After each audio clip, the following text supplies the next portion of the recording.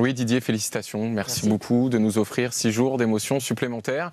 On est ravis de poursuivre l'aventure avec vous. À quel point c'est une immense satisfaction, cette qualification-là pour les quarts de finale? Évidemment, c'est toujours un match un peu bascule, comme je l'appelle, parce que voilà, on sort des poules. Et pour basculer de bon côté, il faut gagner le 8e de finale. Même si c'est le 3e que l'on gagne un coup du monde. En conférence de presse avant le match, on me parlait de la Suisse, mais ça n'avait rien à voir. C'était surtout ce qu'on a connu il y a 4 ans.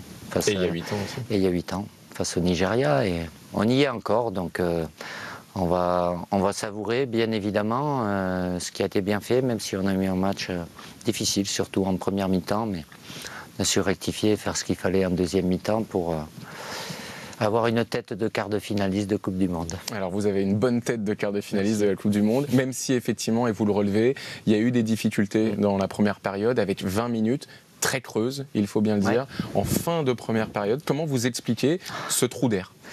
On est bien parti, très bien parti, puis après on est tombé dans un faux rythme, on ne mettait pas suffisamment de vitesse dans les transmissions, on avait des positionnements qui étaient pas bons non plus. Qui a mené l'adversaire à être plus dangereux aussi, sur notre côté droit notamment, et à pouvoir avoir moins de variété sur le fait d'avoir peu de ballons d'attaque du côté de Ousmane Dembélé, et donc quand c'est pas le cas, de l'autre côté forcément il verrouille un peu plus du côté de Kylian, donc avec quelques réajustements, positionnement, et puis aussi un peu plus de dynamisme dans tout ce qui est transmission de balles, à partir de là, oui, après, on devient beaucoup plus dangereux et puis on a l'efficacité, donc tant mieux. Ces ajustements défensifs, ça vous inquiète pas que défensif, en tout cas. C'est plus offensif, c'est après, bon, je ne vais pas, il a tellement fait de très bonnes choses, c'est Antoine qui s'est un peu Griezmann qui s'est un peu dispersé, qui était dans des zones certes qui pouvaient être utiles, mais après ça peut déséquilibrer. Voilà, et quand il a pris il est revenu dans sa zone en deuxième mi-temps,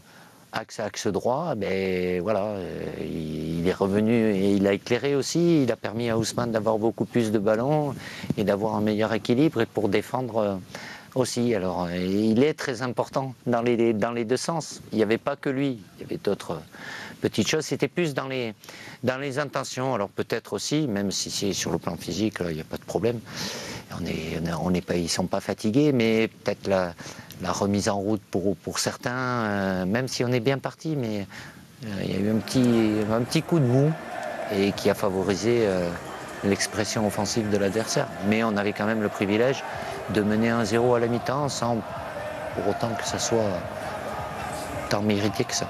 Le football est une histoire collective, vous le dites tout le temps, mais pas de chance, il y a quand même des individus qui ressortent énormément. Ouais. Aujourd'hui, Loris, bien sûr, le record de Lilian Thuram égalé. Je croyais que vous vouliez parler de moi. Je peux aussi parler de vous, évidemment, parce qu'il y a des chiffres qui accompagnent votre parcours personnel. Il y a Olivier Giroud qui bat le record de Thierry Henry, et on sait que ça lui fait plaisir. Il y a Kylian Mbappé, et tous ces individus arrivent à cohabiter, on a la sensation véritablement vers cet objectif. Oui, c'est une vraie réussite personnelle pour le coup, je peux parler de vous aussi. Oui, je suis leur sélectionneur, mais au-delà de la qualité individuelle, l'essentiel c'est de créer le socle, c'est-à-dire le groupe, l'état d'esprit, le collectif, que ces joueurs, c'est un peu la Coupe du Monde des records pour beaucoup de joueurs, parce qu'ils sont là depuis le départ, et ils se sont toujours maintenus, même s'ils ont pu avoir les uns et les autres des périodes un peu moins bien, mais au-delà de la capacité qu'ils ont eu à se maintenir, et je les connais, les hommes, les êtres humains, ils sont là, ils sont pas rassasiés, et ils ont faim. Donc là, il faut qu'ils apprécient pour cela, pas Kylian, puisqu'il est arrivé qu'en 2018, mais pour les autres qui étaient là en 2014.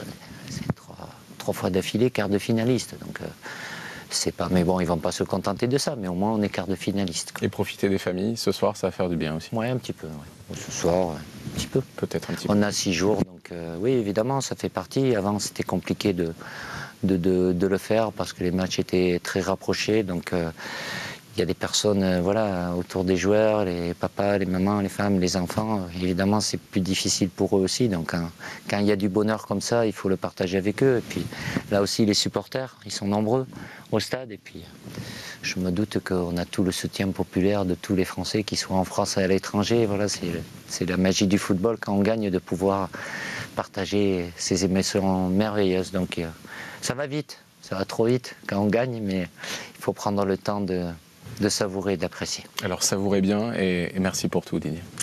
Merci à vous.